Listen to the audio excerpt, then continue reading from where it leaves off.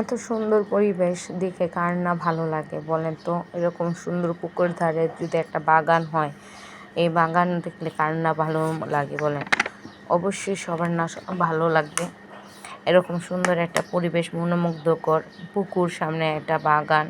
তো ওইটাই আমার চেষ্টা চলছে আপনাদের কাছে ভালো কিছু তুলে ধরার। যদি আপনাদের ভালো লাগে অবশ্যই ভালোবাসা দিয়ে শেয়ার, কমেন্টের মাধ্যমে, লাইক দিয়ে আমার ভিডিওটা ছড়িয়ে দেবেন সবার মাঝে।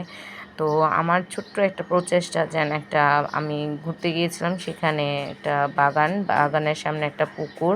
তো দেখতেই পাচ্ছেন যে কি সুন্দর, এখানে রশিদে এক দল কি বলে এটাকে, কচুরিপানা আমরা যা বলি, এগুলো গরুকে খাওয়ানো হয়, সেই কচুরিপানাকে টানতেছে, টেনে নিয়ে যাচ্ছে।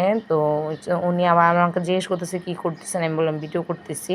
তো দেখেন সেই পুকুরের পাশে লাল পদ্ম, দেখতে কত না ভালো লাগে। এই পদ্মগুলো যদি পুকুরে ভরে যায় কত সুন্দর হয়ে উঠবে এই পুকুরটা, আর এই বাগানের সৌন্দর্য 3 গুণ বেড়ে যাবে এই লাল পদ্মর জন্য।